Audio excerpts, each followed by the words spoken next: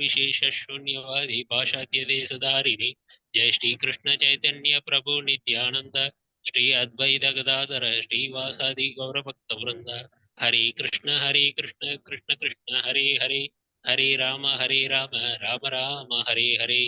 Hare Krishna Prabhu. Thank you प्रभु. हरे कृष्ण प्रभु.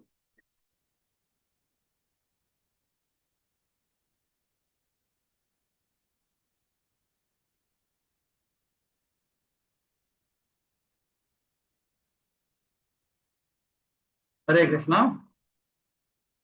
ओम नमो भगवते वासुदेवाय. ओम नमो भगवते वासुदेवाय. ओम नमो भगवते वासुदेवाय. எல்லாருக்கும் நமஸ்காரம். ஹரே கிருஷ்ண மாதாஜி பிரபு. அத்தியாயம் 9 ராஜவித்யா ராஜகோவி யோகம் மிக ரகசியமான ஞானத்தை நம்ம பார்க்க போறோம். அதற்கு முன்னாடி நிகழ்ச்சிக்காக ஏற்பாடு பண்ணி ஸ்ரீ ஸ்ரீ ராதா கோவிந்தா இஸ்கான் பெங்களூருக்கும் மனைவி சார்க்கும் சின்ன பிரார்த்தனை. ஜெய் ஸ்ரீ கிருஷ்ணா சைத்தன்யா பிரபு நித்யானந்தா ஸ்ரீ அத்வைத கதாதார ஸ்ரீவாசாதி கௌரபக்தர். ஹரே கிருஷ்ணா கிருஷ்ண கிருஷ்ண ஹரே ஹரே ஹரே ராம ராம ராம் ஹரி ஹரி. ஹரே கிருஷ்ணா. 27வது ஸ்லோகம் படிக்கணும்னு நினைக்கிறேன். கரெக்டான பிரபு?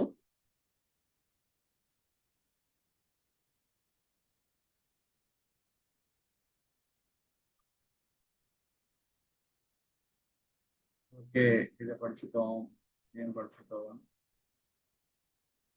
எஸ், இதையும் படிச்சுட்டோம். இதையும் படிச்சுட்டோம். 29 தான் படிக்கணும்.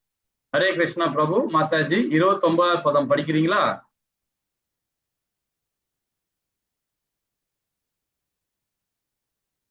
ஹரே கிருஷ்ணா. படிங்க.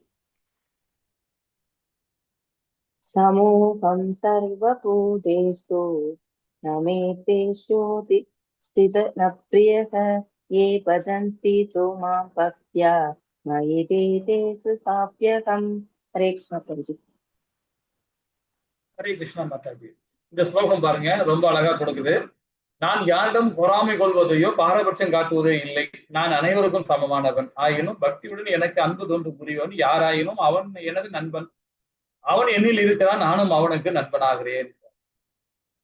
ரொம்ப அற்புதமா இந்த பதம் கொடுக்குறார். இந்த பதத்தை உங்ககிட்ட அந்த சாய்ஸை நான் விட்டுறேன். நீங்களே எனக்கு கதை சொல்லுங்க. நீங்களே இதை புரிஞ்சுக்கிட்டு, கதை சொல்ல வேண்டாம், இதை புரிஞ்சுக்கிட்டு என்ன மாதிரி சொல்லப்பட்டிருக்கு அப்படின்னு யாராவது இது விளக்க முடியுமா? ஹரே கிருஷ்ணன். எல்லாரும் பேசுவோம். எல்லாரும் டீச்சர் ஆகணும். இந்த ஸ்லோகம் நமக்கு என்ன சொல்லி கொடுக்கிறார் பகவான்? உங்களுக்கு என்ன மாதிரி புரிஞ்சுக்கிட்டீங்க? பகவான் யாரிடமும் பொறாமை கொள்றதுல பாரபட்சம் பார்க்க மாட்டார். இவங்க நல்லவங்க, இவங்க தீயவர் அப்படின்னு பாரபட்சம் பார்க்க மாட்டார். எல்லாருமே ஒரே மாதிரி பார்ப்பாரு. அதே மாதிரி அர்ஜுனனும் பொறாமை கொள்ளாதவன் யார் மேலையும். கரெக்ட். ஓகே. இப்ப பிரபுஜி சொன்ன மாதிரி ஒரு கொஸ்டின் கேட்டார் இல்லைங்களா? ரொம்ப அழகா கேட்டாருங்களா? அதுக்கு இந்த இடத்துல நம்ம புரிஞ்சுக்கலாம் பாருங்க. நான் யாரிடமும் பொறாமை கொள்வதோ பாரபட்சம் காட்டுவதோ இல்லை அப்படின்றார். நான் அனைவருக்கும் சமமானவன் அப்படின்றார். அப்போ ஒருத்தர் தப்பு பண்றான் அப்படின்னு சொல்லும் போதே பாத்தீங்கன்னா அது அவருடைய கர்மா தான். அவனை சுட்டி காட்டுற இடத்துல நம்ம சுட்டி காட்டணும். அதுக்கு பிடிக்கலன்னா அவன் பாட்டு நம்ம விலகி போகணும். அது ஒரு யதார்த்தமான ஒரு கீதையிலையும் சரி, நம்மளுடைய வேதங்களையும் கொடுக்கப்பட்டிருக்காங்க. ஆனா பகவானுக்கு என்னன்னு பாத்தீங்கன்னா யாரு மேலேயும் பொறாமை கிடையாது. அவரு பாரபட்சமே கிடையாது. அப்படி இருக்கும்போது பாத்தீங்கன்னா ஒரு ஏழ்மையான குடும்பத்துல ஒருத்தர் பிறந்துட்டாருன்னும் போது அவர் என்ன பண்ணுவாங்க, என்னையா இந்த ஏழ்மையான வீட்டுல பிறக்க வச்சாரு என்ன பகவான் அப்படின்னு குறை சொல்லிக்கிட்டே இருப்பார். அப்பா அம்மாவை குறை சொல்லுவார், அதே மாதிரி கடவுளை குறை சொல்லுவார், எல்லா சமுதாயத்தை குறை சொல்லிக்கிட்டே இருப்பார். நம்ம ஒரு அடிக்கடி நாம ஒரு விஷயம் சொல்லுவோம். நான் என்னன்னு பாத்தீங்கன்னா, ஒரு ஹாஸ்பிட்டல், ஒரு நர்சிங் ரூம் இருக்கு, ஒரு ஹாஸ்பிட்டல் இருக்குன்னு வச்சுக்கலாம். அங்க ஒரு 5 விதமான பெட்டுகள் இருக்கு. அந்த 5 விதமான பெட்டுல 5 விதமான மாதாஜிகள் படுத்துட்டு இருக்காங்க. குழந்தைகள் பிறக்க போகுது. எல்லாமே குழந்தை பிறக்கிற ஸ்டேஜ்ல எல்லாமே அட்மிட் ஆயிருக்கிறாங்க. அந்த 5 பேருக்கு ஒரே நேரத்துல குழந்தை பிறக்குது. ஒரே நேரத்துல, ஒரே செகண்ட்ல, ஒரே டைம்ல 5 குழந்தை ஒரே நேரத்துல பிறக்குது.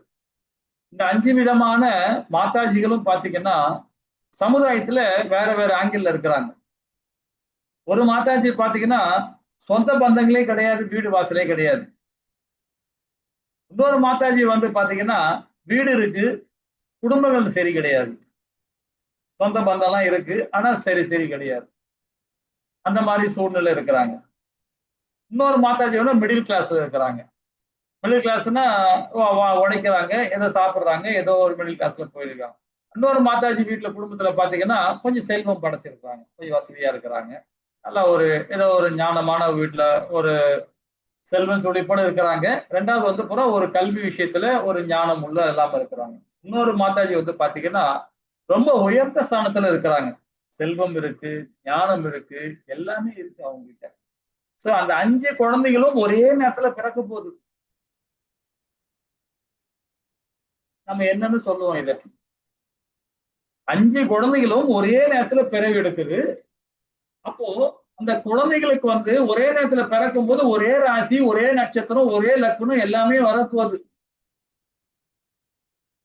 ஆனா அந்த விதி ஒண்ணு இருக்கு பாத்தியா? அந்த விதி எப்படி வந்தது? ஏன் அந்த ஏழ்மையான வீட்டுல அந்த குழந்தை பிறந்தது? ஏன் சொந்த பந்தம் இல்லாத வீட்டுல ஏன் குழந்தை பிறந்தது? ஏன் பணக்கார வீட்டுல குழந்தை பிறகுது? ஏன் அதே டைம்ல, அதே நாடிகள், அதே நிமிஷத்துல ஒரு வீட்டுல வந்து பாத்தீங்கன்னா செல்வம் செழிப்போட வீட்டுல பிறகுது? ஏன்? கருமா. நாம என்ன கருமா செஞ்சோமோ அந்த கருமத்துக்கு தகுந்த மாதிரி நமக்கு அடுத்த ஜென்மம் நமக்கு கிடைக்கும். சரிங்களா? நம்ம 2ஆம் அத்தியாயத்துல இதை பத்தி விரிவா நம்ம படிச்சோம். அப்ப அந்த மாதிரி இருக்கும்போது பகவான் என்ன நினைக்கிறா, அந்த குழந்தை பிறந்துடுச்சு, அவன் கர்மாவை அனுபவிக்கிறதுக்காக அந்த குழந்தை அதுல வந்து ஜீவிச்சிருக்கு. அவன் நல்லவனா இருந்தான்னா கெட்டவனா இருந்தான்னா பகவானுக்கு அவன் செஞ்ச கர்மத்துக்கு அவன் அனுபவிக்க போயிருக்கிறான். அவன் என்னுடைய ஆத்மா, என்னுடைய அம்சம். அவன் அனுபவிக்கிறதுக்காக வந்திருக்கிறான். அவன் அனுபவிக்கும் போது அதை உணர்ந்து என்ன நினைக்க ஆரம்பிச்சுட்டான்னா அந்த ஆத்மா என்ன வந்து சேர போகுது, என்னுடைய அம்சம் அது. அவன் உணரலாம், திரும்பவும் அங்கதான் பிறக்க போறான். இதுதான் ஆன்மீகம். இந்த விஞ்ஞானத்தை நம்ம புரிஞ்சுட்டோம், ஆத்ம தத்துவத்தை புரிஞ்சுட்டோம் செய்யலாம். அப்ப நம்ம ஏன் பகவானோட குறை சொல்ல போறோம்? குறையே சொல்ல மாட்டோம். எனக்கு இதை கூட அதை கூடன்னு கேட்கவே போறது கிடையாது. அவரா நம்ம கொடுப்பார். அவர் நம்ம மேல பொறாம கிடையாது. எல்லாருமே சமமா தான் பார்ப்பார். நாம செய்யற காரியத்துக்கு தகுந்த மாதிரி தான் நமக்கு எல்லாமே கர்மா அமையுது. அப்ப நான் அனைவருக்கும் சமமானவன் தான் பகவான். ஏழை வீட்டுல பிறந்த பிள்ளையா இருந்தாலும் சரி, பணக்கார வீட்டுல பிள்ளையா பிறந்தாலும் சரி, எல்லாமே சமம் தான் பகவான். ஆனா கோவில்ல பாருங்க, விஐபி டிக்கெட்டு, அப்புறம் நார்மல் டிக்கெட்டு, 100 ரூபாய் டிக்கெட்டு, 1000 ரூபாய் டிக்கெட்டு, டிக்கெட்டே இல்லாம போறது. இந்த மாதிரி மக்களை பாகுபாடோட பிரிச்சு வச்சிருக்காங்க. அப்போ கோவில்ல போனா பக்தி எப்படி வரும்? அது ஒரு சத்திரியனா இருக்க, ஒரு அரசியல்வாதியா இருக்கிறவன், கவர்மெண்ட் வழி நடத்துறவன் தவறான வழியில மக்களை கொண்டு போயிட்டு இருக்கான். கோவிலுக்கு போகும்போது எல்லாமே சமன் சொல்லும் போது, சமமா கொண்டு போகும்போது தானே நல்லது. அப்பதானே சமத்துவம் கிடைக்கும். ஜாதியை பத்தி பேசுவாங்க, சமுதாயத்துல இந்த குறைபாடு எல்லாம் சொல்லுவாங்க. ஆனா கோவில்ல பாருங்க, இவன் விஐபி கேட்டகரியில போறான், இவன் 100 ரூபாய் டிக்கெட்ல போறான், 1000 ரூபாய் டிக்கெட்ல போறான், 500 டிக்கெட்ல போறான். ஒரு ஒரு இடத்துல ஒரு ஒரு இடத்துல ஒரு பக்தர் கேட்கிறார் பகவான் கிட்ட. என்ன கேட்கிறாரு பாத்தீங்கன்னா, பகவானே, நானு என்கிட்ட செல்வம் கிடையாது, அவங்கள மாதிரி இப்ப நிறைய விஷயங்கள் கிடையாது என்கிட்ட. நான் ஒரு சராசரி மனுஷன். நான் உன்னை சேவிக்க வந்திருக்கிறேன். பொது ஜனத்தோட சேர்ந்து வந்திருக்கேன். ஏன்னா ஒரு இடத்துல கூண்டுல போட்டு உட்கார வச்சுட்டாங்க எங்க எல்லாரையும். ஆனா அதே பணம் வச்சிருக்கவன், வசதி படைச்சவன், பணத்தை கொடுத்து நேரம் அவனை பார்த்துட்டு போறான் அப்படின்னு பகவான்கிட்ட முறையிடுறார். ஆத்ம ரூபத்துல பேசுறார், பகவான் கிட்ட பேசுறார். அது பகவான் என்ன சொல்ற தெரியுங்களா? அடே பக்தா, அவன் என்னதான் பார்த்தான், செல்வம் படைச்சவன், ஒரு விஐபி டிக்கெட் வாங்கி உள்ள வரவன், அவன் தான் என்ன பார்க்க வந்தானே தவிர நான் அவனை பார்க்கவே இல்லைடா. நான் உன்னதாண்டா பார்த்துட்டு இருக்கேன். நான் உன்னதான் பார்த்துட்டு இருக்கேன். அவன் ஆல்ரெடி வந்து பண வசதி படைச்சவன். ஆல்ரெடி அவன் வந்து மேன்மையா இருக்கிறான். அவன் எனக்கு அக்கறை இல்லைன்னு சொல்லல அவரு. அவன் எப்படியா வந்துருவான். ஆனா நான் உன்னதான் பார்த்துட்டு இருக்கேன். அது மாதிரி பணம் இல்லைனாலும் சரி, இருந்தாலும் சரி, பகவான் எல்லாருக்கும் சமமா தான் பார்ப்பார். ஆனா இந்த விஞ்ஞானம் நாம புரிஞ்சுக்கணும். நான் உன்னதான் சதா நேரம் உன்னை பார்த்துக்கிட்டே இருக்கிறேன். அவன் பார்க்கல நானு. அவன் என்னதான் பார்க்க வந்தானே தவிர நான் அவனை பார்க்கல. இதுதான் யதார்த்தம். ஒரு விஐபி டிக்கெட்ல போறவங்க வந்து போற தப்பு இல்லை. ஒரு கால நேரம், இப்போ ஒரு ஒரு அரசியல்வாதியா இருக்கிறார், ஒரு ஒரு ஒரு மினிஸ்டர் கேட்டகரியில இருக்கிறாருன்னு வச்சுங்களேன். அவர் சமுதாயத்துக்கு தொண்டு செய்யறாரு. அவர் சமுதாய தொண்டு செய்யும் போது கோவிலுக்கு வந்துட்டாருன்னா அவரை 4 மணி நேரம் 5 மணி நேரம் ஒருத்தர் நிக்க வச்சேன்னா அவர் சமுதாய தொண்டு பண்றவர் அவர். அப்ப அவர் இங்க 4 மணி நேரம் இருக்காருன்னா அந்த 4 மணி நேரத்துல நிறைய ஜீவராசிகளுக்கு ஏதாவது ஹெல்ப் பண்ணுவாரு, ஏதாவது ஒண்ணு பண்ணுவாரு. அந்த ஆங்கிளே நாம திங்க் பண்ணணும். அரசியல்வாதி தப்பான அரசியல் இருக்கலாம், அவ எப்படி வேணா இருந்துட்டு போறான். ஆனா நம்மளோட திங்கிங் என்ன இருக்குன்னா, ஒரு அரசியல்வாதி ஒரு கவர்மெண்ட்ல உள்ள பெரிய ஹையர் போஸ்டிங் இருக்கிறார் அவரு. அவர் மக்களுக்காக சேவை பண்றவரு. அவர் வந்து கோவில் தரிசனம் பண்றதுக்கு முன்னுரிமை கொடுக்கணும். அந்த நேரத்துல நம்ம ஒதுங்கி நிக்கிறது தான் நல்லது. நமக்காக தான் அவர் வேலை செய்யறாரு. இன்னைக்குள்ள அரசியல்வாதி பேரை நான் சொல்லல, பொதுவாவே சொல்ல வரேன். ஓகேங்களா? அப்ப அந்த மாதிரிதான் நம்ம எடுத்துக்கணும் அது. இப்ப நான் என்ன சொல்ல வரேன், நான் யாரிடமும் பொறாமை கொள்வதோ பாரபட்சம் காட்டுவதோ இல்லை அப்படின்னு சொல்றேன். நான் அனைவருக்கும் சமமான ஆயினும் பக்தியுடன் எனக்கு அன்பு தொண்டு புரிவன் யாராயினும் அவன் எனது நண்பன்றார். அவன் என்னில் இருக்கிறான், நான் அவனுக்கு நண்பனா இருக்கிறேன். அப்ப எப்படிப்பட்ட விஷயம் பாருங்க, இல்லைங்களா? நான் இந்த லோகத்துக்கு வந்துட்டேன், எனக்குள்ள பரமாத்மா இருக்கிறார், என் நண்பனுக்குள்ளே இருக்கிறார், மனைவிக்குள்ளே இருக்கிறார், கணவனுக்குள்ளே இருக்கிறார், நாய்க்குள்ளே இருக்கிறார், பூனைக்குள்ளே இருக்கிறார், புழுக்குள்ளே இருக்கிறார். மனித மலம் இருக்குல்ல, மனித மலம், விலங்கு மலம், அந்த மலத்துக்குள்ள புழு இருக்கு பாருங்க, பூச்சி இருக்குல்ல, வண்டு இருக்குங்களா, அதுக்குள்ளேயும் பகவான் இருக்கிறார். இப்ப எப்படி இருக்கு பாருங்க. அப்போ எல்லாத்துக்குள்ளயும் பகவான் சரிசமா பாக்குறாரு. ஒரு புழு கூட ஒரு என்னுடைய அம்சம் தான் சொல்றாரு அவர். புழுவும் என்னுடைய அம்சம் தான். அவன் கர்மத்துக்கு தகுந்த மாதிரி புழுவா வந்திருக்கிறான், அவ்வளவுதான். அவன் அனிமல்ல இருந்து திருப்பி என்ன வருவான். அவன் 80 லட்சம் ஜீவராசியை தாண்டி திரும்பவும் மனுஷனா வருவான். மனுஷனா வந்து என்கிட்ட வருவான். அப்ப நம்ம மனுஷனா வந்த பேர் திருப்பி புழுவா போறதுக்கு அப்ப நம்ம எப்படிப்பட்ட சேவை பண்றோம் பாருங்க. நம்ம என்ன மாதிரி நம்ம கொண்டு பண்றோம் பாருங்க. திருப்பி புழுவா பிறக்கணுமா? தேவையில்லையே. மனுஷனா பிறந்த பிறகு உயர் சக்தி இது, பகுத்து பார்க்கிற ஞானம் உள்ள. திருப்பி எங்க போனோம்? பகவான்கிட்ட தான் போனோம் நாம், இல்லைங்களா? அப்போ பிறந்த பிறகு நாம என்ன பண்ணணும்? மனுஷனா பிறந்த பிறகு ஹரிபக்தியோட இருந்து பகவானுக்கு சேவை பண்ணி அவர் நாட்டுக்கு போறதை நம்ம பார்க்கணும். அவர் நாடுன்னு சொல்ற விட நம்ம நாடு அது, நம்ம பிறந்த இடம், அங்கதான் நம்ம போய் சேரணும், இல்லைங்களா? ஹரே கிருஷ்ணா. அப்போ இதுல இருந்து நாம என்ன சொல்றோம்? பாரபட்சம் உள்ளாராவது கண்டிப்பா கிடையாது. படைப்பவர் என்றுமே காப்பவர் என்ற முறையில் அனைவருக்கும் சமம் அவர். ஒருவருக்கு அவருடைய கர்மா மற்றும் ஆசையின் அடிப்படையில் பலவிதமான உடல்கள் கிடைக்கிறது. புழுவா பிறக்கிறான், மனுஷனா பிறக்கிறான், அனிமலா பிறக்கிறான், மரமா பிறக்கிறான், கண்ணு தெரியாத பூச்சா பிறக்கிறான். எல்லாமே அவனுடைய கர்மா.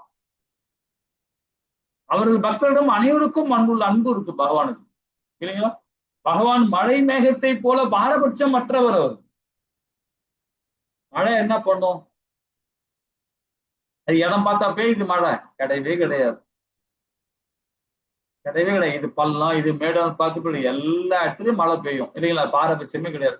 எல்லோருக்கும் ஊட்டம் அளிக்கிறது. நான் எந்த அளவிற்கு சரணம் அடைகிறேனோ அந்த அளவிற்கு நான் ஊட்டம் பெறுகிறேன். இது நம்முடைய சங்கல்பம், இல்லைங்களா? பரமபுருஷ பகவானை நீங்கள் சார்ந்திருப்பதை அறிவீங்க. இதன் மூலம் நீங்கள் பகவான் கிருஷ்ணரை தயவை பெறலாம். ஒரு மாதாஜி பாருங்க, பார்க்கறதுக்கு மங்களகரமா இருக்காங்க பாருங்க. ஒரு ஃபாரினர்ஸ், ஆஸ்திரேலியன் பீப்புள். அவங்க இப்போ இதுல இருக்காங்க. அவங்க பாத்தீங்கன்னா மாயாப்பூர்ல சேவை பண்றாங்க. ஆஸ்திரேலியன்காரங்க. இந்த ஃபர்ஸ்ட் போட்டோல இருக்குவாங்க. நான் அதான் நிறைய இந்த போட்டோ அடிக்கடி எல்லா இதுலயும் போடுவேன் நான். எனக்கு ரொம்ப பிடிக்கும் இவங்கள. ஏன்னா அந்த சேவை மனப்பான்மை அப்படி இருக்கும் அவங்களுக்கு. சதா நேரங்க, நான் கிட்ட ஒரு ரொம்ப நாள் இவங்க கிட்ட நான் பேசிட்டு இருக்கேன். சதா நேரமே சேவா, பகவானை பத்தியே பேசிட்டே இருப்பாங்க. என்ன கிருஷ்ணா எப்படி இருக்கீங்க, எப்படி இருக்கீங்க, நல்லா இருக்கீங்களா? இங்கிலீஷ் தான் பேசுவாங்க, ஹிந்தி நல்லா பேசுவாங்க. எப்படி இருக்கீங்க அப்படின்னு கேட்பாங்க. பேசும்போது எல்லாரும் கிருஷ்ணான்னு தான் கூப்பிடுவாங்க. நம்ம பிரபு மாதாஜின்னு சொல்றோம்ல, அவங்க அப்படி சொல்ல மாட்டாங்க. என்ன கிருஷ்ணா எப்படி இருக்கீங்க அப்படின்னுவாங்க. என்ன ராதே எப்படி இருக்கீங்க? மாதாஜிய. இந்த மாதாஜி இப்ப என் பேரை சொல்லுவாங்க. என்ன செல்வம் கிருஷ்ணா எப்படி இருக்கீங்க அப்படின்னுவாங்க.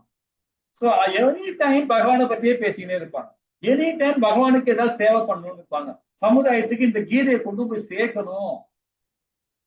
இந்த புக்கை போய் பிரச்சாரம் பண்ணுவாங்க. இந்த புக்கை வாங்கி படிங்களேன், இந்த புக்ல அவ்வளவு சாராம்சம் இருக்குங்க, உங்க வாழ்க்கையில சொல்யூஷன் அதுக்குள்ள இருக்குங்க, இதை படிங்க, இந்த பக்கத்துல இது சொல்லப்பட்டிருக்கா, இந்த கீதையில இந்த அத்தியாயத்துல இந்த ஸ்லோகத்துல உங்களுக்குள்ள பிரச்சனையை சொல்லியிருக்கிற, இதை படிங்க, படிச்சுன்னா வாழ்க்கையில் நிறைய விஷயம் புரிஞ்சுப்பீங்கன்னு சொல்லிட்டு இதை மாத்தாச்சு. இதெல்லாம் ஒரு உயர்ந்த ஸ்தானம் இல்லைங்களா? இன்னொரு மாதாஜி பாக்குறீங்க பாருங்களேன். இவங்க வந்து பாத்தீங்கன்னா இவங்க மணிப்பூர் இவங்க. ஆனா இங்கதான் நம்ம அகண்ட இந்த மணிப்பூர் தான் அவங்க ஆக்சுவலா வந்து. ஆனா இங்க வந்து நல்ல பக்தி, சரியான பக்தி. அவங்க வேற ஒரு மார்க்கத்துல இருந்து வந்து இது பண்ணிட்டு இருக்காங்க, சேவை பண்றாங்க. அவ்வளவு அழகா கீர்த்தனம் பண்ணுவாங்க.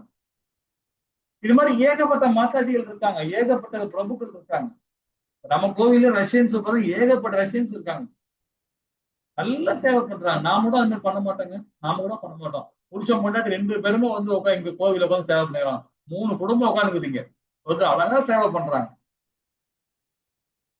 உணர்ந்துட்டாங்க இல்லைங்களா? பகவானும் பக்தர்களும் வயரும் தங்கும் போல இல்லைங்களா? இவ்வளவு அழகா நம்ம சில பருவப்பதை கொடுக்கிறாரு பாருங்க. பக்தனும் சரி பகவானும் சரி வயரும் தங்கம் போல. கிருஷ்ணருக்கு சேவை செய்ய வேண்டும் என்று ஏற்றுக்கொள்ளும் பொழுது நிச்சயமாக நாம ஜொலிக்கிறோம், அப்படியே வைரம் மாதிரி ஜொலிக்கிறோம். வைரத்தை பட்ட தீட்ட தானே நாம அதுக்கு ஜொலிக்க முடியும் இல்லைங்களா? இல்ல வைரத்தை பட்டம் தீட்டலன்னா அது கல்லு மாதிரி தான் கிடக்காது இல்லைங்களா? அப்ப தங்கத்துல இருந்தாலும் சரி, தங்கத்துல வைரத்தை தீட்ட தான் அது நமக்கு நல்லா கிடைக்கும். ஹரே கிருஷ்ணா. 30வது பதம் பார்ப்போமா? ஹரே கிருஷ்ணா மாதாஜி. हरे कृष्ण प्रभु जी।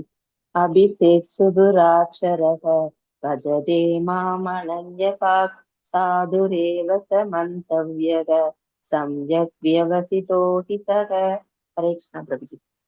ஹரே கிருஷ்ண மாதாஜி. ஒருவன் மிகவும் மோசமான செயலை செய்தாலும் அவன் பக்தி தொண்டில் பிறரால் ஈடுபட்டிருந்தால் அவனை சாதுவாக கருத வேண்டும், ஏனெனில் அவன் எனது தீர்மானத்தில் திடமாக உள்ளான்.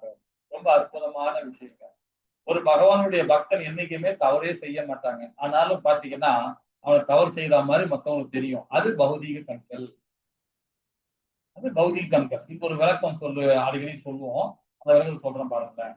இப்போ ஒரு பகவானுடைய பக்தன் இருக்கார், ஒரு பக்தன் இருக்கார். நான் அவரை பார்க்கிறேன், பார்த்துட்டு இருக்கேன். ஆனா நான் பௌதியத்தில் இருக்கேன், நான் பௌதியத்தில் இருக்கேன். ஆனா பகவானுடைய பகவத் பக்தன் அவர் ஒரு செயல் செய்யறார். அந்த செயல் வந்து எனக்கு எதிர்மறையா தெரியுது. நான் பௌதியத்தில் இருக்கிறேன், அவர் பகவானுடைய பக்தன் ஒரு செயல் செய்யறார். அந்த செயல் வந்து எனக்கு எதிர்மறையா தெரியுது. அப்ப நான் அவரை திட்டுறேன். என்னப்பா அந்த மனுஷன் தலையில வந்து பார்த்தா குடி வச்சுக்கிறாரு, வயிற்றுல பார்த்தா கண்டி மாலை போட்டிருக்காரு, நாமம் போட்டிருக்காரு, ஏன் அப்படிலாம் செய்யறாரு இவரு, இந்த மாதிரி இருக்காரு சச்சம் அப்படின்னு சொல்லிட்டு நான் குறை சொல்றேன், மனசால திட்டுறேன். உடலாலையும் மனதாலையும் அவரை சித்திரவதை பண்ற மாதிரி திட்டி கிடக்குறேன். அது நான் பாவம் செய்யறேன் ஆக்சுவலா. அதே பகவானுடைய பக்தன் பார்த்தீங்கன்னா அவன் தர்மத்தை தான் அவன் செய்யறான். ஆனா என்னுடைய கண்கள் பௌதிகமான கண்கள், பௌதிகமா இருக்கனால அவன் செய்யற செயல் எனக்கு தவறாவே தெரியுது. ஆனாலும் நான் பாவத்தை செய்யறேன், அந்த ஆளை குறை சொல்றேன், திட்டுறேன், எல்லாமே செஞ்சுங்க அந்த ஆத்மாவை. நான் பாவம் தானே பண்ணியிருக்கிறேன், உண்மைதானே மாத்தாச்சு, நான் பாவம் பண்ணியிருக்கேன். அப்ப 100% அந்த பாவத்தை நான் அனுபவிச்சுதான் ஆகணும் இல்லைங்களா? 100% நான் பாவம் வந்துச்சு. அந்த பாவத்துல பாதி பாவம் அவருக்கும் போய் சேரும். யாருக்கு? அவன் பகவானுடைய பக்தன், அவன் தவறே செய்யல. ஆனா என் கண்ணோட்டம் பௌதிகனோட நான் அவரை குறை சொல்றேன். அந்த 100% பாவத்தை எனக்கு 50%, தப்பே செய்யாதனுக்கு அவனுக்கு 50% போயிடும். விசித்தமா இல்ல இதை கேட்கும் போதே மாதாஜி இல்லைங்களா? அப்போ பகவான் என்ன சொல்ல வர்றாரு பாத்தீங்கன்னா இந்த ஸ்லோகம் மூலியமாக, பகவானுடைய பக்தன் தவறு செய்ய மாட்டான். ஆனால் நம்ம கண்ணோட்டம் நம்ம தவறு பண்ணாலும் அந்த பாவத்தை அவங்களுக்கு போகுது 50%. ஏன்னா அதுக்கு அவன் காரணம். நான் அவனை திட்டுறேன், அந்த பக்தனா திட்டுறேன், நானு அவனை கோவப்படுத்துற மாதிரி பேசுறேன், இதெல்லாம் என்னுடைய பாவமான காரியம் தான். அதுக்கு காரணம் யாரு? அந்த பக்தன் தான். அவன் பக்தன் தவறு செஞ்சுட்டான், தவறு செய்யல, ஆனா தவற கண்டு நான் பார்த்துட்டேன். அப்ப அது காரணம் அவரு தான். அப்ப அந்த 50% அவன் அனுபவிச்சுதான் ஆகணும். ஆனா பகவான் என்ன சொல்றாரு பார்த்தீங்கன்னா, அந்த பாவத்தை நான் எடுத்துக்கிறேன். அந்த இடத்த நான் எடுத்துக்கிறேன்றாரு பகவான். இது ருக்கு வேதத்துல ரொம்ப அழகா சொல்லப்பட்டிருக்கு. அதே பக்தன் தவறு செஞ்சிருந்தாருன்னா அந்த பலனை அனுபவிப்பார். அவர் தவறு செய்ய மாட்டார். பகவானுடைய பகவத் பக்தர் தவறு செய்ய மாட்டாங்க. அப்படியே அவங்க தவறே செஞ்சிருந்தாலும் வச்சுங்களேன், அந்த இதை பகவான் என்ன பண்றாருன்னா அது சாதுவாதான் எடுத்துக்கணும்ன்றார். இப்ப நான் வந்து ஹரே கிருஷ்ணா மகாமந்திரம் ஜபம் பண்ணினே இருக்கிறேன். நான் வந்து 16+ நான் பண்ணிட்டு இருக்கேன். அதிகமா பண்றேன். அது யாருக்கும் சொல்ல மாட்டேன். இருக்கும் 16+ நான் பண்றேன். அப்போ எனக்கு ஒரு நான் ஒரு குறிக்கோளோட நான் பண்ணிட்டு இருக்கேன். அதே லிமிட்ல நான் போயினே இருக்கேன். இன்னைக்கு என்னால பண்ண முடியல, தவறு பண்ணிட்டேன்னா கூட பகவான் அதை மன்னிச்சிருவார். நாளைக்கு அந்த தவறு அந்த நாளைக்கு இன்னைக்கு விட்டதை நாளைக்கு நான் பண்ணிடுவேன். என் பக்தன் அதை பண்ணுவான். ஏன்னா பகவான் வந்து என் பக்தன் மேல நம்பிக்கை வச்சிருக்கார். நான் பகவான் பக்தனும் பகவான் மேல நம்பிக்கை வச்சிருக்கிறாங்க. அந்த ஸ்தானத்துல இருக்கும்போது அவன் சாதுவதான் இருப்பான். பகவானுடைய பக்தர் எப்பவுமே சாதுவதான் இருப்பாங்க. சாதுவதான் கருதணும். தவறு செய்ய மாட்டாங்க. தவறக்கூடியவர்கள் அல்ல அப்படின்னு இந்த இதுல வந்து நமக்கு சொல்லிக் கொடுக்கிறார். நம்ம என்ன புரிஞ்சுக்கிறோம்? பகவான் கிருஷ்ணர் பக்குவமற்ற பக்தனை தூய்மைப்படுத்தும் மோசமான செயலை மன்னிக்கிறார்.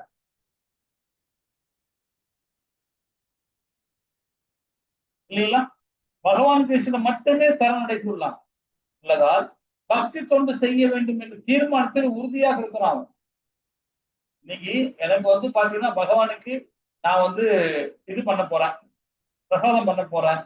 அதனால நான் பிரசாதம் பண்ணும்போது இன்னைக்கு நேற்று ஒரு சம்பவம் நடந்தது. நேத்திக்கு ஆக்சுவலி நேற்று வந்து இந்த ஸ்டார்ட் பார்க்கறது கிளாஸ் நான் எடுக்க வேண்டியது. நம்ம எடுக்கணும், நேற்று எடுத்துக்கணும். நான் என்ன சொன்னேன், எனக்கு சேவா இருக்கு கோவில்ல, எனக்கு சேவா இருக்கு, பண்ண முடியாதுமா, நான் மறுநாள் எடுக்கிறேன் அப்படின்னு சொல்லி இன்னைக்குதான் அந்த கிளாஸ் நம்ம எடுத்தோம். இப்ப நான் எடுக்கிறதுனால என்னுடைய சேவாக்கு பாதிக்குது. இதுவும் சேவைதான், அதுவும் சேவைதான். அது பகவானுக்கு பணிவிட பண்றோம், இதுவும் பணிவிட பண்றோம், சமுதாயத்துக்கு பணிவிட பண்றோம். இதுவும் பக்தி தான், அதுவும் பக்தி தான். ஆனா இப்போ பப்ளிக்ல இருக்கிறவங்க, கோயில்ல வந்து வெளியிருந்து வரவங்க, கோவிலே வேலை பாக்குறவங்க, அவங்க நினைப்பாங்க, என்னப்பா நேத்து சேவை பண்ணாரு அவரு, இன்னைக்கே சேவை பண்ணல அப்படின்னு நினைப்பாங்க. இன்னைக்கு நான் கிளாஸ் எடுக்கிறது அவங்களுக்கு தெரியாது இல்லைங்களா? அப்போ அவங்களுடைய மனநிலை இருக்கும், பாரு டெய்லி சேவை பண்ணிட்டு இருந்தா இன்னைக்கு ஒரு நாள் ஆள் வரல பாருங்களேன் அப்படின்னு நினைப்பாங்க இல்லைங்களா? அப்போ அவன் சாது, என் பக்தன் வந்து தவறு செய்ய மாட்டான். அது பகவானுக்கு தெரியும், ஆனா சாதாரண மனுஷனுக்கு தெரியாது. இது மாதிரி யதார்த்தமா நிறைய விஷயங்கள் நடக்கும். அதனால என்னைக்குமே ஒரு பக்தன் வந்து தவறு செய்ய மாட்டான். அந்த தவறே பண்ணாலும் ஏதாவது ஒரு காரணம் இருக்கும். அங்கிருந்து நாமும் கடந்துதான் போகணுமே தவிர அவனை பாயிண்ட் அவுட் பண்ணி அவர் தப்பு பண்ணிட்டாரு, இவர் சரியில்லை, அவர் சரி, நாமும் அது பண்ணா அபராதம். அது பகவானையே குறை சொல்றது, பகவானே குறை சொல்றது சமம் அப்படின்னு சொல்லப்படுகிறது. பகவான் கிருஷ்ணர் பக்குவமற்ற பக்தனையும் தூய்மைப்படுத்தி மோசமான செயலை மன்னிக்கிறார் பகவான்.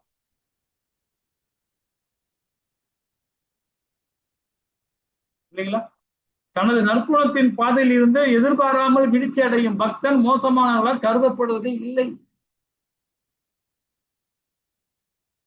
இப்ப என்னுடைய ஒரு சரிசமமான ஒரு பக்தன் இருக்காரு. எனக்கு 57 வயசு ஆகுது, அவருக்கு வந்து 61 ஆகுது.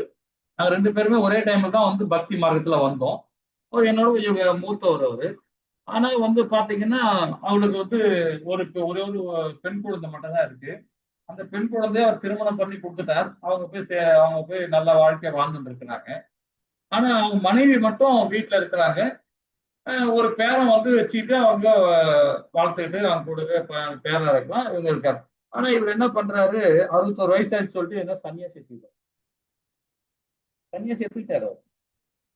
ஒரே பொண்ணு நான் கட்டி கொடுத்துட்டேன்.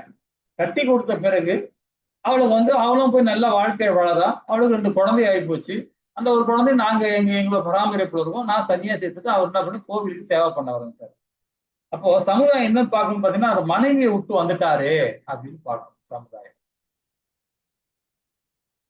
அவர் என்ன பண்ணுவாங்க, ஏசுவாங்க, திட்டுவாங்க. என்னப்பா அவரு குடும்பத்தை விட்டு வெளியே போய் சன்னியாசி எடுத்துக்கிட்டாரப்பா, இது தவறு இல்லையப்பா அப்படின்னு. ஏன்னா வேதம் அதான் சொல்லுது. வேதம் என்ன சொல்லுதுன்னா, தன்னுடைய பிள்ளைகள் தன் காலில் நின்று தன்னுடைய குடும்பத்தை பார்க்குற அளவுக்கு, தன் தாயை காப்பாற்றுற அளவுக்கு சக்தி வந்துடுச்சுன்னா அவருக்கு அப்புறம் சன்னியாசி எடுத்துக்கலான்றது வேதம் அக்செப்ட் பண்ணுது. அப்ப அந்த பக்தரை நம்ம குறை சொல்லலாமா? சொல்லக்கூடாது. அது அவருடைய கர்மா. இப்ப மனைவியை விட்டு வந்துட்டாங்களேன்னா, மனைவி விட்டு வரல அவரு. அவங்களுக்கு தேவையான வசதிகள்லாம் கொடுத்துட்டு வந்துட்டாங்க. அவங்க மனைவி என்ன சொல்றாங்க இவங்க, அம்மா நான் இப்ப சன்னியாசி எடுத்துக்கிட்டேன். சன்னியாசி எடுக்க முன்னாடி அந்த அம்மா கிட்ட பேசிதான் எடுத்தாரு அவர். அந்த குடும்பத்துல கன்சல்ட் பண்ணி தான் எடுத்தாரு. நான் சன்னியாசி எடுத்துக்கிட்டேன். நீ என் கூட வரியா? கோவில வந்து சேவா பண்றியா? உனக்கு எல்லா விதமான விஷயங்கள் கிடைக்கும். நீ வீட்டுக்கு உன் பொண்ணு பார்க்க போனா போ, உன் பேர புள்ளைய பார்க்க போனா போ, ஒன்னும் பிரச்சனை இல்லை. அது உன்னோட சாய்ஸ். நான் கோவிலே சேவா பண்ண போற சன்னியாசி எடுத்துக்கிட்டேன். நீ வந்து கோவில வந்து பணிவிட பண்றதா பண்ணு அப்படின்னு அவர் சொன்னார். அந்த அம்மா என்ன சொல்லிச்சு, சரி நான் ஒரு 6 மாசம் 1 வருஷம் வரைக்கும் நான் பொண்ணு வீட்டுல இருக்கிறேன், நீங்க சன்னியாசி எடுத்துக்கணும்னு சொல்லிட்டாங்க. சன்னியாசி எடுத்துக்கிட்டாரு. அவர் என்ன பண்ணா, அதுக்கப்புறம் ஒரு 6-7 மாசம் 1 வருஷம் பொறுத்து அந்த அம்மாவும் திருப்பி கோயில வந்து சேவை பண்ணிடுறாங்க. இப்ப 2 பேருமே இருக்கிறாங்க. ஆனா அவர் சன்னியாசியா இருக்கிற, அந்த அம்மா வந்து சன்னியாசி எடுத்துக்கல, தீட்சை எடுத்துக்கிட்டாங்க. தீட்சை எடுத்துட்டு பிராமண தீட்சா எடுத்துக்கிட்டு ரொம்ப அழகா பகவானுக்கு பணிவிட கொடுத்தாங்க. அந்த குடும்பம் எப்படி இருக்கும் தெரியுங்களா? எப்படிப்பட்ட நிலையை பாருங்க. அவங்க பகவானுக்கு சேவை பண்ண வந்துட்டாங்க. ஆனா மக்கள் என்ன சொல்லுவோம் பாத்தீங்களா, சமுதாயம் என்ன சொல்லுன்னு பாத்தீங்கன்னா, என்னப்பா இவங்க சாமியாரா போயிட்டாங்க, பேர பிள்ளைய கொஞ்சதை விட்டுட்டு, பேர பிள்ளையில கட்டி அணைச்சிக்கிட்டு, குடும்பத்தோட வாழ்ந்து விட்டுட்டு எங்கேயோ போய் சன்னியாசியா வாழ்கிறாங்க, அது வாழ்க்கையா அப்படின்னு நினைப்பாங்க. அதெல்லாம் என்ன இதுன்னா பௌதீகம். தன்னுடைய உணர்ந்துட்டாங்க, நம்ம யாருன்னு அதை உணர்ந்துட்டாங்க, நம்ம எதுக்காக வந்துடணும் உணர்ந்துட்டாங்க. உணர்ந்த பேரு சன்னியாசி ஆகுது தப்பே கிடையாது. அது ஒரு குறிப்பிட்ட வயசு வந்தவுடனே நம்ம விலைக்குதான் வரணும். அதுதான் நம்மளுடைய வாழ்க்கை தத்துவம். அது கீதையும் அதான் சொல்லுது, ஆன்மீகம் அதான் கொடுத்தது. தனது நற்குணத்தின் பாதையிலிருந்து எதிர்பாராமல் வீழ்ச்சி அடையும் பக்தன் மோசமானவராக கருதப்படுவதில்லை அப்படின்னு சொல்லுது. இவன் சன்னியாசி எடுத்த பிறகு அவங்க சொந்த பந்தம் எல்லாம் திட்டதான் ஆரம்பிச்சாங்க. ஏன் எதிர்த்தாலும் திட்டுறாங்க இல்லைங்களா? அத்தகைய பக்தர்களின் தகுதி பார்த்தீங்கன்னா பிரத்யோகமான காரணமான பகவான் கிருஷ்ண பக்தோடு ஈடுபட்டிருத்தல். பகவான் சதா நேரம் நினைச்சுட்டு இருக்கார். அத்தகைய பக்தர்கள் தீர்மானம் என்னன்னு பாருங்கன்னா, கைவிடுவதற்கு கடினமான உள்ள என்னுடைய பாவ செயல்களுக்காக நான் நரகமே செல்வதாக இருந்தால் பகவான் கிருஷ்ணருக்காக அர்ப்பணிக்கப்பட்டுள்ள எனது வழிபாட்டை நான் விடவே மாட்டேன். சொல்றான் யாரு, நவாப், ஒரு இஸ்லாமியர் ஹரிதாஸ் தாகூர சொல்றார். ஹரிதாஸ் தாகூர், உனக்கு ஒரு மினிஸ்டரா இருந்த, ஒரு அமைச்சரா இருந்தவன் நீ போய் இந்த நீ வந்து பிறப்பால் ஒரு இஸ்லாமியர், நீ அந்த மார்க்கத்திலிருந்து வந்து சனாதன தர்மத்தை ஃபாலோ பண்ணி இந்த மாதிரி பண்ணிட்டு இருக்கிய, நீ திரும்பி வா, உனக்கு 1000 நிறைய சொத்து பந்தம் எல்லாம் கொடுக்குறேன். நம்ம மார்க்கம் என்ன சொல்லுது? நம்ம மார்க்கத்துல இஸ்லாமிய மார்க்கம் என்ன சொல்லுது? குரான் என்ன சொல்லுது? நீ இப்போ அவங்க சொல்றவங்க குரான் சொல்படி நீ நடந்துகிட்டீங்கன்னா இந்த பூலோகத்துல வாழ்க்கை அனுபவிக்கல, இத மாதிரி 1000 மடங்கு சொர்க்கத்திலே அனுபவிப்ப அப்படின்னு குரான் சொல்லுது இல்லையா? அந்த மாதிரி இருக்கும்போது நீ எதுக்கு இந்த மாதிரி இருக்கிற அப்படின்னு சொல்லிட்டு அந்த நவாபு சொல்றாரு. அவர் என்ன சொல்றாரு தெரியுமா? ஹரிதாஸ் தாகூருக்கு, நான் ஏன் அங்க போய் அனுபவிக்கிறேன் சொர்க்கத்துல, நான் இந்த வாழ்நாளே நான் இங்க அனுபவிக்கிறேன். பகவானுடைய நாமத்தை சொல்லிக்கிட்டு என்னுடைய எல்லா விதமான ஐஸ்வர்யங்களையும் எல்லாத்தையும் எடுத்து இருந்தாலும் பரவாயில்ல, பகவானுக்கு முழு நேரமா பக்தி கூட பேரானந்தமா நான் செயல்படுறேன். சனாதன தர்மம் என்ன சொல்றது பாத்தீங்கன்னா, பகவானுடைய லோகத்துக்கு போனா என்ன நன்மை கிடைக்கும், சொர்க்கத்துல போனா 6 லோகத்துல போனா எனக்கு நன்மை கிடைக்கும், அதெல்லாம் பாகத்துல என்ன போனது வேதங்கள் மூலியமாக உணரப்பட்டிருக்கு, சொல்லப்பட்டிருக்கு, உணர்ந்து நான் செயல்பட்டு இருக்கேன். நீ எந்த இதுவும் எனக்கு வேண்டாம், உனக்கு இன்னொரு திருமணம் பண்ணி தரேன், நீ எத்தனை திருமணம் பண்ணிக்கோ, நம்முடைய மார்க்கம் சொல்லி அந்த மாதிரி செயல்படு, உனக்கு இதை விட சொர்க்கத்துல நிறைய கிடைக்கும் அப்படி இப்படின்னு சொல்லி என்னென்னமோ சொல்ற ஹரிதாஸ் தாகூர் கிட்ட. அதெல்லாம் முடியாது. எனக்கு என்னுடைய பகவான் ஆதி மூலம் அந்த அவர் சொல்படிதான் நடப்பேன் அப்படின்னு சொல்லி நடந்துட்டு இருக்கார். எனத்தையும் சிறையில போட்டுக்கோன்ற அவரு நவாபு கூட இருக்கிறவரு ஒரு தளபதி சொல்றார். அவர் என்ன சொல்ற, ஹரிதாஸ் தாகூரை வந்து மொத்தம் வந்து 25, 27 பட்டணம் இருக்கு. அதாவது சிட்டி பட்டணம் சொல்லுவாங்க இல்லையா, கிராமங்கள்ல கடைவீதி. இப்போ ஒரு சின்ன ஒரு கிராமம் இருக்குன்னா அங்க ஒரு கடைவீதி இருக்கும், ஒரு மார்க்கெட் மாதிரி இருக்கும். அது மாதிரி 27, 26 மார்க்கெட் இருக்கு, முக்கியமான சிட்டிக்குள்ள இருக்கு. அவங்க கண்ட்ரோல்ல. சோ அங்க வந்து ஒரு நாளைக்கு 10 சவுக்கடி கொடுக்கணும். யாருக்கு? ஹரிதாஸ் தாகூருக்கு. அந்த நவாபோட தளபதி கட்டளையிடுறான். அவரு அசரவே இல்லை, கொடுத்துக்கோ, என்ன வந்து அடிச்சுக்கோ, நான் ஹரிநாமதான் சொல்லுவேன். ஒரு இடத்துல போய் என்ன பண்றாங்க, ஹரிதாஸ் தாகூரை நிக்க வச்சுட்டு ஒருத்த கட்ட வரான்.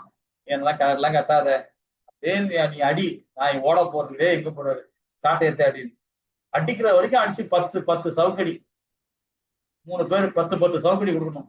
அது மாதிரி எல்லா இடத்துலயும் இப்ப கொடுக்குறாங்க. ஒரு பட்டணமா ஒரு நாளைக்கு கொண்டு போறாங்க அவரை, நடுவீதியில வச்சு அடிக்கிறாங்க அவரை, சாட்டையில அடிக்கிறாங்க. அவர் கவலையப்படல. நவாபே மிரட்டுட்டாரு. அந்த தளபதியும் மறந்துட்டான், அப்படியே பிரமிச்சு போய் நிக்கிறான். என்னடா இது வரைக்கும் 15 பட்டணத்துல ஒரு பட்டணத்திலயும் 30 சவுக்கடி கொடுக்குறாங்க, இவ்வளவு பட்டணம் தாண்டி வந்து கூட இவன் அசரவே இல்லையே, உடம்புல அவ்வளவு காயங்கள் இருந்தாலும் சிரிச்சுக்கிட்டு ஹரிபக்தியோட பகவான் நாமத்தை சொல்லிட்டு இருக்காங்க அப்படின்னு. அதுதான் பகவானுடைய மகிமை. அது ஆத்ம தத்துவத்தை உணர்ந்துட்டாரு. வேற ஒரு மார்க்கத்துல இருந்தாலும் சனாத தர்மத்தை உண்ணி பகவான் நாமத்தை சொன்ன பிறகு பாருங்க, அவ்வளவு சவுக்கடி கிடைச்சு கூட வருது, அவர் அசரவே சைத்தன்யம். ஹரிதாஸ் தாகூர் தான். கடைசியில ஹரிதாஸ் தாகூர் ஒரு டைம்ல இறக்குறாரு. பூரி ஜெகநாத்ல யாத்திரை அங்க சேவை பண்ணிட்டு இருக்கும்போது அவர் பகவான் சைத்தன்யர் தன்னுடைய கையில கூட்டுக்கிட்டு கடல்ல போய் குளிச்சுட்டு அவர் சமாதி, இன்னைக்கு அந்த சமாதி இருக்கு, பூரியில் இருக்கு, உன்னோட சமாதி இருக்கு. அந்த அவர் வச்சிருக்காரு. பகவான் சைத்தன்யரே அவர் அடக்கம் பண்ண ஹரிதாஸ் தாகூரார், ஒரு இஸ்லாமியர். இன்னைக்கு நாம அந்த ஒண்ணு இல்லைங்க, அந்த பூரியில போனீங்கன்னா அந்த அந்த சமாதி பக்கத்துல உட்கார்ந்து நீங்க ஜபம் பண்ணி பாருங்களேன், அப்படி இருக்கும் எனர்ஜி. உடனே கையெல்லாம் சிலுக்குது, அவ்வளவு எனர்ஜி இருக்கும். அந்த ஒரு ஹரிதாஸ் ஒரு இஸ்லாமியரை இருந்தவர், சனாத் தர்மத்தை ஃபாலோ பண்ண அண்ணன் தம்பி 2 பேரும் அவங்க. அவர் அந்த சமாதி பக்கத்துல உட்கார்ந்து ஹரிநாமத்தை சொல்லி பாருங்க, எனர்ஜி இருக்கும்.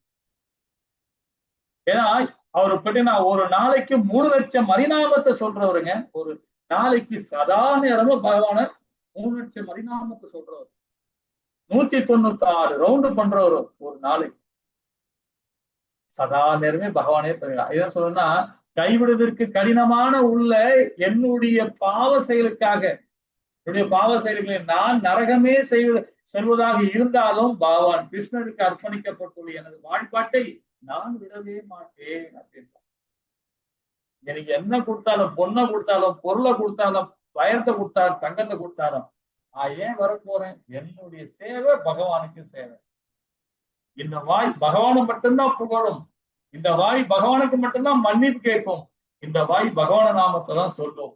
அப்படி இருக்கும். யாரு இருப்பான்? பகவானுடைய பக்தன் தான் இருப்பான். சரிங்களா? எச்சரிக்கை, என்ன எச்சரிக்கை பாருங்க. யாரும் திவ்யமான பக்தி தொண்டில் இருக்கும் பக்தன் எல்லா விதமான மோசமான வழிகளையும் செயல்படலாம் என்று தவறாக புரிந்து கொள்ளக் கூடாது. பலம் வாய்ந்த ஜட தொடர்பின் சக்தியை நாம் இருக்கும் விபத்தினை மட்டுமே இப்பதம் குறிக்கிறது. ரொம்ப அற்புதமா இந்த சொல்லுது. பகவானுடைய பக்தன் என்னைக்குமே தவறு செய்ய மாட்டான், அவன் நிலையிலிருந்து கரெக்டா அவன் செயல்பட்டுதான். பதம் என்ன சொல்லு பாப்போமா? ஹரே கிருஷ்ணா மத்தாஜி. ஹரே கிருஷ்ணா. சித்ரம் பவதி தர்மாத்மா சஸ்வசாந்திம் நிகச்சதி கௌந்தேய பிரதிசானீதி நமே பக்த பிரணஷ்யதி. ஹரே கிருஷ்ணா.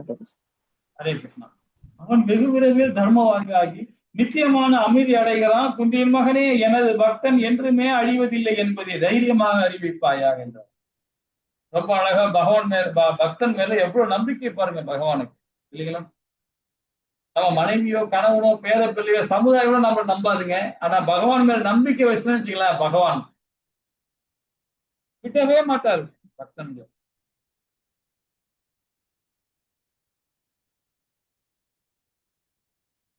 இல்லைங்களா? ஹரே கிருஷ்ணா. என்ன சொல்ல போறாரு பாருங்க. பகவான் கிருஷ்ணர் எப்படி அத்தகைய பாவப்பட்ட நபர்களுக்கு வழிபாட்டை ஏற்றுக்கொள்கிறார் அப்படின்னு பாருங்க. என்ன சொல்ல வராங்க பாருங்க. 9 விதமான நவபக்தி தொண்டு ஈடுபடுவது நிச்சயமாகும். ஏன்னா பகவானுடைய பக்தர்கள் பாத்தீங்கன்னா பகவான் நாமத்தை கேட்டுக்கிட்டே இருப்பாங்க. அதே மாதிரி பகவானுடைய லீலை, அவருடைய விஞ்ஞானத்தை, இந்த ஸ்ரீமத் பகவத்கீதை இந்த விஞ்ஞானத்தை புரியுதுக்காக கேட்டுக்கிட்டே இருப்பாங்க. இத மாதிரி சத்சங்கத்துல போய் கலந்துப்பாங்க. பகவான் ஹரிநாமத்தை சொல்லிட்டு இருப்பாங்க. பகவானுக்கு தொண்டு பண்ணுவாங்க. பகவான நண்பராக எடுத்துப்பாங்க. பகவானுக்கு சேவை பண்ணுவாங்க. இந்த நவவித பக்தியை ரொம்ப பிரத்யேகமா செய்வாங்க.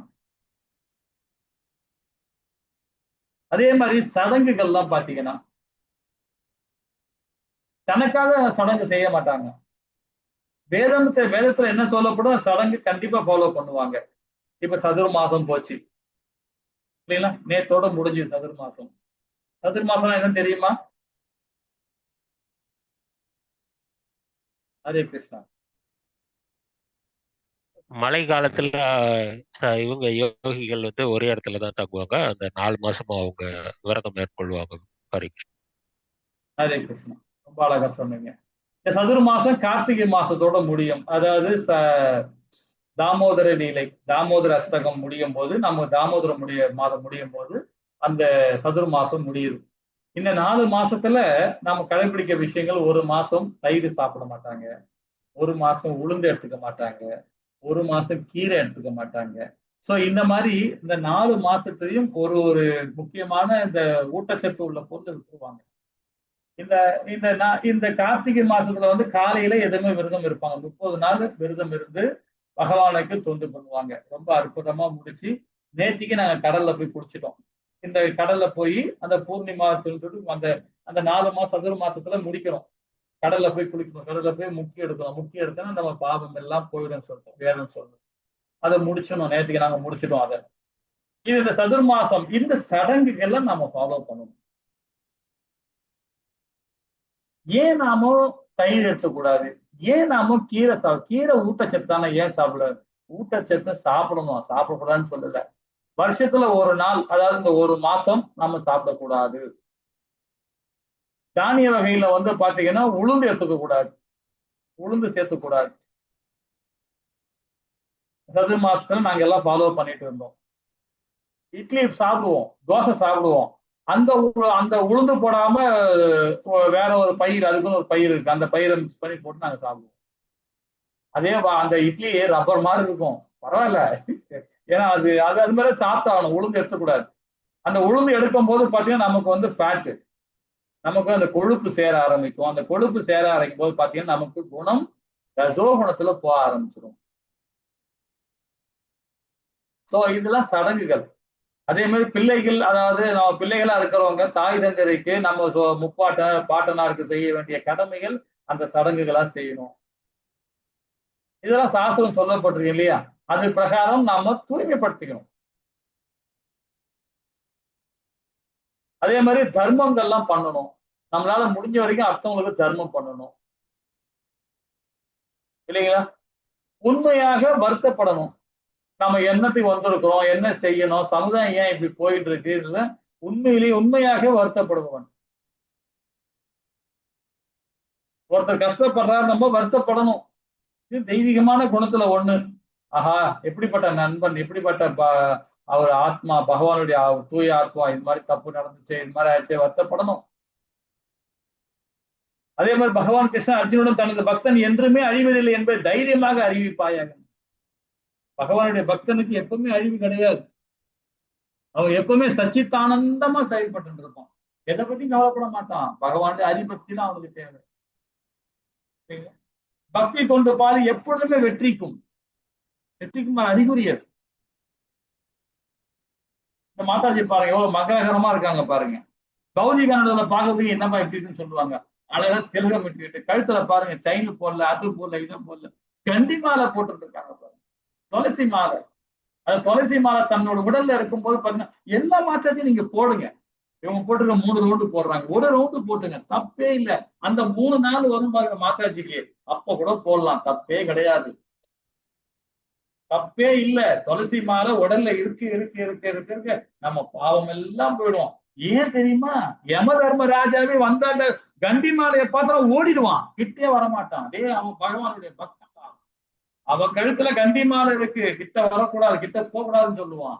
அவனா தனிச்சாதான், எப்படி பீஷ்மர் எப்படி தன் உயிரை விடுறது நினைக்கிறாரோ அது மாதிரி ஹரிபக்தியோட இருந்து இப்ப யமதூதம் வந்தான்னு வச்சுங்களேன், பகவானே உலகத்துக்கு வர போறேன், கிட்ட வந்துட்டேன் பகவானே அப்படின்னு சொல்லிட்டு அவனா தன் உடலை விட பார்ப்பானே தவிர, அவனுக்கு விருப்பம் இல்லைன்னா அந்த உயிரை எடுக்கவும் முடியாது யம தர்மராவா ராஜா.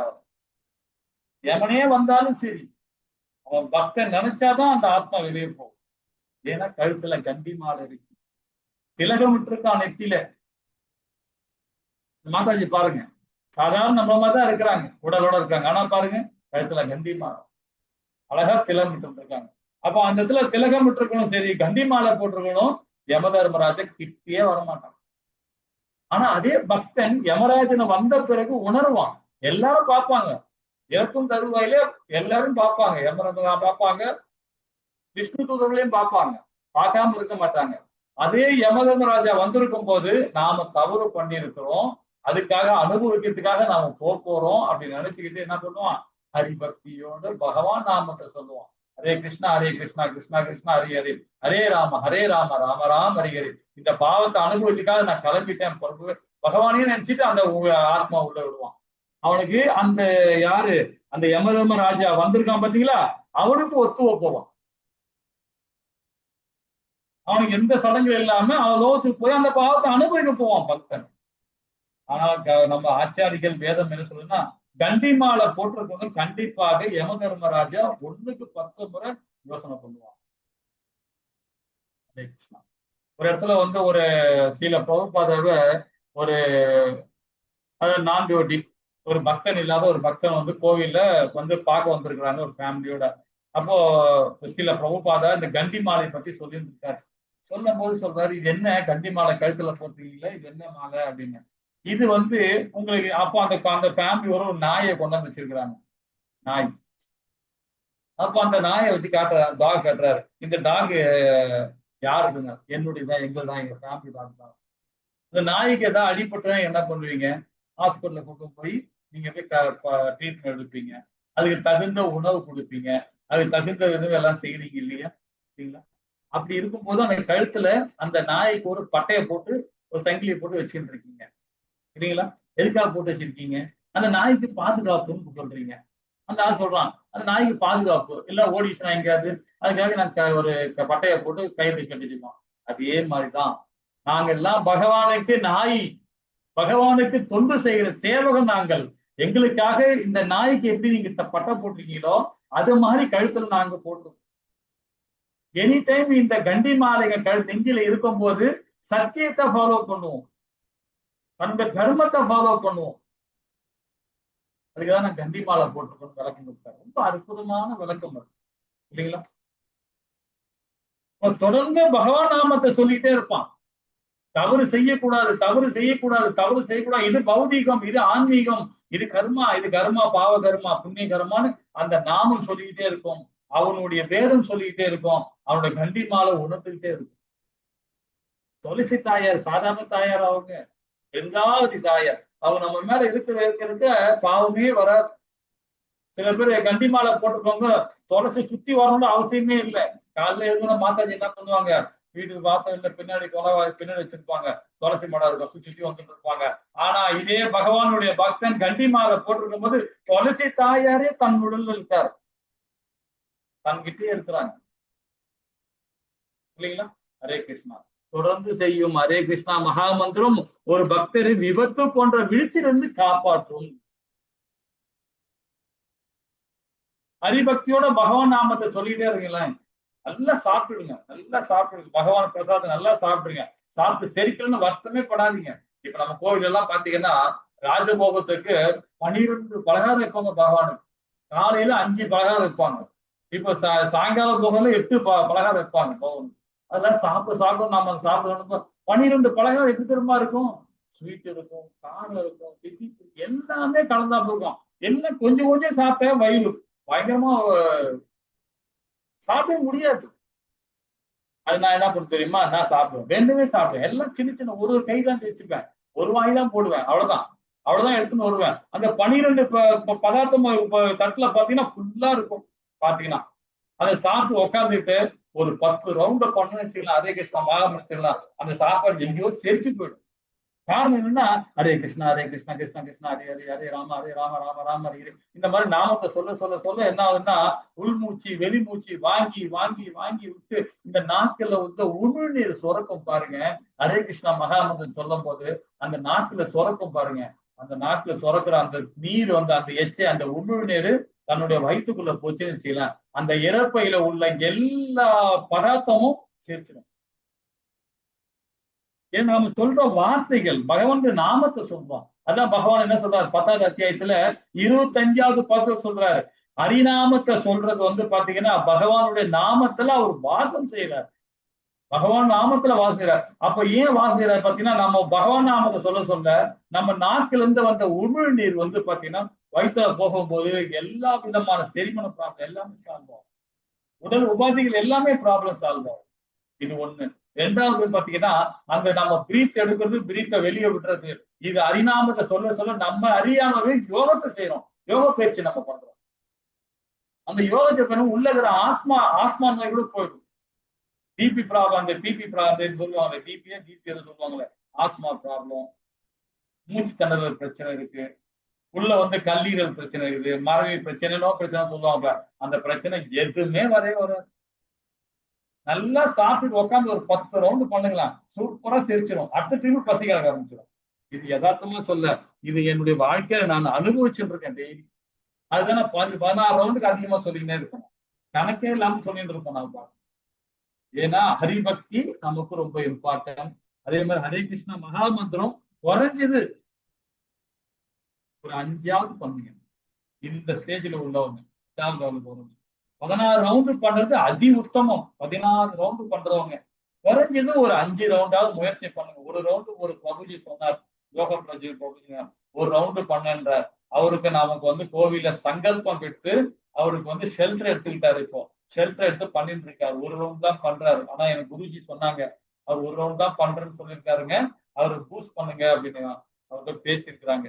அதனால பிரபுஜி உங்களுக்கு தான் சொல்றோம், நீங்க என்ன பண்ணுங்கன்னா இருந்தீங்கன்னா கிளாஸ்ல கேட்டுருந்தீங்கன்னா முயற்சி பண்ணுங்க.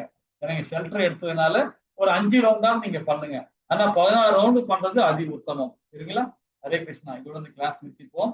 நம்ம அடுத்த ஸ்லோகம் வந்து 32வது ஸ்லோகம் நம்ம படிக்கலாம். முடிய நாளைக்கு நான் யாத்ரா கிளம்புறேன். யாத்திரான்னா வந்து ஸ்ரீரங்க யாத்திரா வந்து நம்ம பிளான் பண்ணிருக்கோம். ஜனவரி மாசம் 19லேருந்து 26ஆம் தேதி வரைக்கும் நாம யாத்திரா போறோம். அதனால யாராவது விருப்பப்படுறவங்க யாத்திரால கலந்துக்குங்க. ஏன்னா பகவானுடைய பக்தர்கள், பகவத் பக்தர்கள் வராங்க வடநாட்டுல இருந்து, அது மிடில் இந்தியால இருந்து வராங்க. ஏகப்பட்ட பேர், மொத்தம் வந்து 150 170 பேர் மேல வராங்க. நம்ம தமிழ் டீமு, மலையாள team, Kerala team, Kannada team, இந்த 4 டீம்ல சேர்த்து எல்லாமே சேர்த்து ஒரு 250 பேர் மேல எல்லாம் கூடுறோம். அதனால பகவானுடைய பக்தர்களுக்கு நாம பணிவிடை பண்றதுல உத்தமமான செயல். அதனால வந்து ஸ்ரீரங்கத்துல 2 நாள், கும்பகோணத்துல 2 நாள், அதே மாதிரி ராமேஸ்வரத்துல 2 நாள்.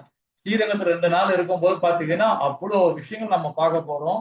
அதாவது திவ்ய தேசத்துலாம் உட்கார்ந்து அந்த 250 பேரும் கீர்த்தனம் பண்ண போறாங்க. பகவான் நாமத்தை சொல்லி கீர்த்தனை பண்ண போறாங்க. அதெல்லாம் ரொம்ப அழகான இடம் அது.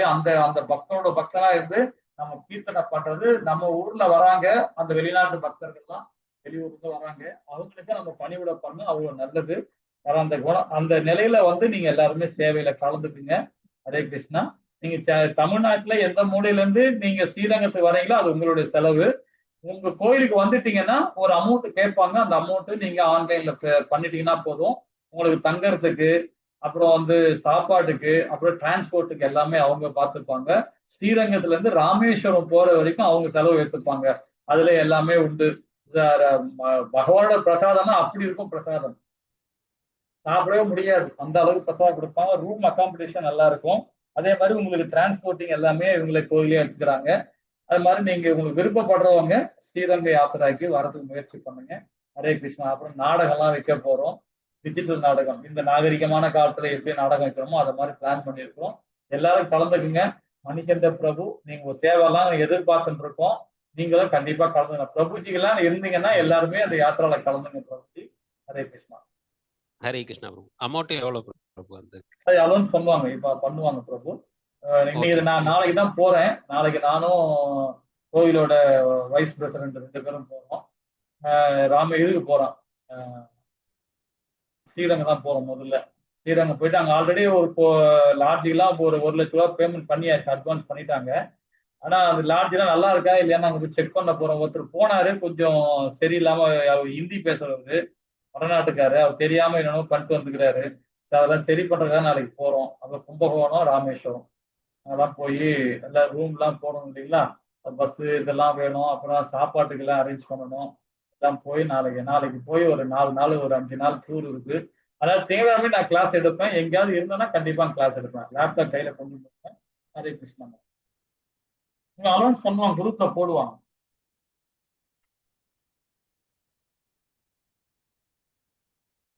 वांछे कल्पतराय कृष्णदेव सनातन भावनीय वैष्णव नमो नमः। जय श्री कृष्ण चैतन्य प्रभु नित्यानंद श्री अद्वैत गदाधर श्रीवासादि गौर भक्त। हरे कृष्ण कृष्ण कृष्ण हरे हरे, हरे राम